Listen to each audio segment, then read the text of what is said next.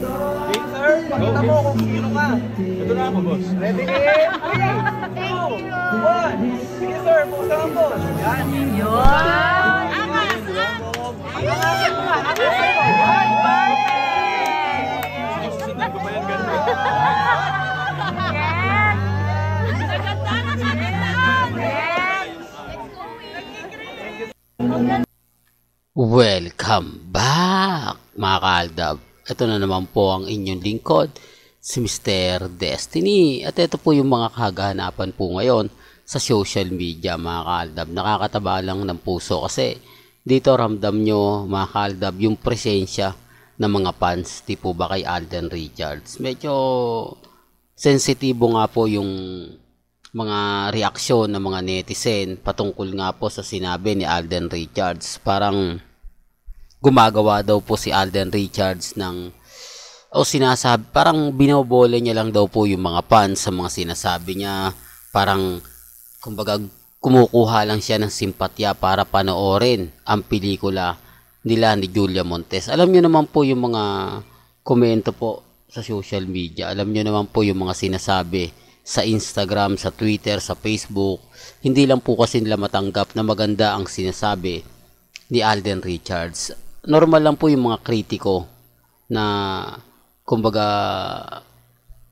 yung tipong ibabash si Alden sa mga sinabi niya. Ito yung hindi po tanggap na mahusay po talaga at talaga naman pong pinararamdam ni Alden Richards kung gaano niya kamahal ang mga fans niya, kung gaano niya sinusuportahan at kung gaano siya nagbibigay ng update. Totoo naman po yung sinasabi ni Alden. Kaya lang siyempre, maraming komento Maraming nagsasabi ng ganito, maraming nagsasabi ng ganyan. Hati po kasi opinyon ng mga ilang netizen, lalo na po yung taong kritiko ni Alden Richards, di po ba? Real talk to, mga kaaldab, pero bago natin ituloy itong update na to, kung bago ka lang sa channel na to at isa kang true-blooded Aldab Nation na nagmamahal po kay Lamengay at Isoy, tama po ang channel na pinuntahan mo, kaya consider na po kitang bagong subscriber. At huwag mong kalimutang i-share ang mga video po natin sa mga mami, sa mga titas at sa mga senyor. Ito, mga kaaldab, papatunayan ko lang po na totoo po yung mga sinasabi ni Alden. Although sabihin nyo, nako Alden, fanatics ka na naman. Hindi po. Sinasabi ko lang po ito na ganun talaga magmahal si Alden sa mga fans niya. Ganun talaga magbigay ng update si Alden Richards sa mga taong nagmamahal po sa kanila ni Maine Polkerson. Simula't simula pa lang po yan Kaya lang siyempre, yung mga kritiko po niya magre-react. Kasi may pelikula si Alden. Kasi napakaraming ganap kay Alden. Bukod sa meron siyang show sa GMA na Battle of the Judge, meron pa siyang panundot na pelikula ni Sharon Cuneta sa Metro Manila Film Festival. Pagkatapos may bago na naman siyang pa-tournament sa kanyang kumpanya. Kaya nga po, hindi natin maiaalis, hindi natin kumbaga masasabi na walang magkritiko kay Alden Richards. Di po ba? Totoo naman po yung sinasabi ko. Ang problema lang, yung mga taong hanggang ngayon hindi tanggap yung mga pinapaliwanag ko. Di po ba? Na sinasabi lang nila, syempre gagamitin ni Alden Richards yung mga fans. Syempre gagamitin niya yan para dumami yung mga taong naniniwala sa kanya, para dumami yung taong susuporta po sa kanya. Di po ba? Hindi ko to pinopromote Wala pong, kita nyo, hindi ko na pinag-usapan yung premiere nila.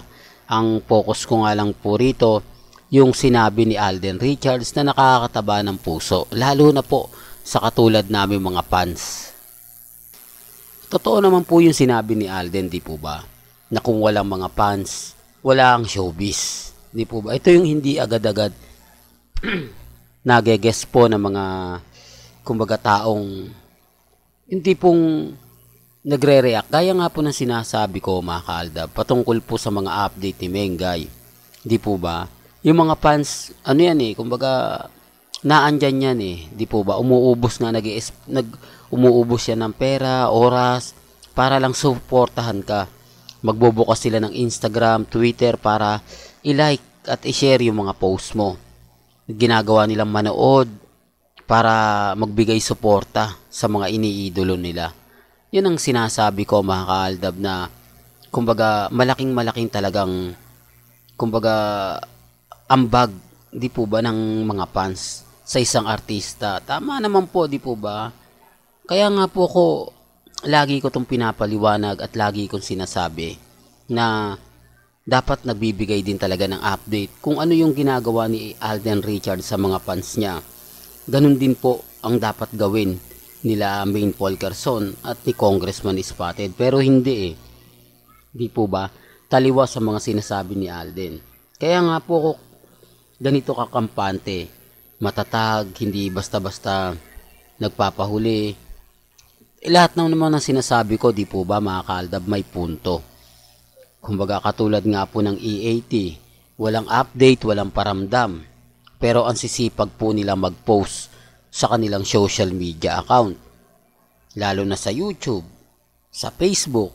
Pero bakit wala po silang update kapag may mga tanong na? Itsyapera nga po talaga yung mga fans. Mas gusto lang po nila mag-post, magbigay ng mga kumbaga video, maglabas ng mga update. Pero hindi po sila nagre-reply. Hindi po ba? O baka sabihin nyo, ikaw nga Mr. Destiny, ang daming ang comment sa'yo, hindi ka nagre-reply Hindi na po ako nagre-reply kasi napakarami. Pwede naman po kasi i-anunsyo Hindi po ba? Pwede ko namang sabihin dito mismo sa mga vlogs ko. Pwede ko naman dito ihayag kung ano nga po ba talaga yung gusto kong sabihin. Hindi po ba? Kaya hindi mo na kailangan pang mag-reply. Ito hindi pasyado naiintindihan po ng mga netizen. Kasi ang gusto nga po nila ganito ganyan, etc. etc. Hindi po ba? Inire-remind ko lang po lahat ng mga sinabi ni Alden Richards nakakataba ng puso. Talagang 101% kung bakit ko po sinusuportahan at kung bakit po ako nananatiling Aldab Nation. Na kahit papaano binabanggit niya yung salitang fandom. Di po ba? Na alam naman po natin at hindi naman lingid sa inyong kaalaman ng fandom walang iba kundi ang Aldab. Real talk to mga ka-Aldab. May mga bagay-bagay po na mapapaisip din po kayo sa sinasabi ni Alden Richards. Pero gaya ng sinabi ko, kung gaano po karami sumusuporta kay Alden, may mga tao pa rin pong nagkikritiko niya na siya po yung binabantayan, siya po yung hinahanapan ng butas. Gaya nga po ngayon, di po ba, yung video na sinabi nga po niya patungkol sa mga fans, ang daming nag-react na gusto lang tangkilikin yung kumbaga yung focus niya kung sa ibang artista, pero may hidden agenda daw po si Alden Richards sa mga sinasabi niya. Nire-respeto ko naman po yung mga nagko-komento.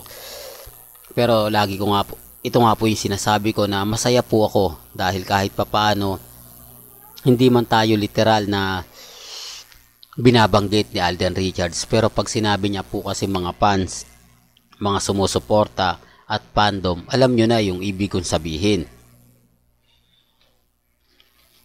Alam nyo na yung pinupunto ko, di po ba? Well, sa mga hindi nakakagets, pasensya na po kayo. Pero sabi ko nga, kung lagi po kayo nakatutok sa channel ni Mr. Destiny, 101% updated po kayo. Well, hanggang dito na lang po ang ating latest updates. Kaya kung gusto nyo pa po ng pinaka-latest at sariwang update, abay tutok lang po kayo dito sa channel ni Mr. Destiny para updated po kayo sa mga bago at sa mga latest na i-upload po natin maya-maya lang. Hanggang sa muli, salamat po sa panonood at pakikinig.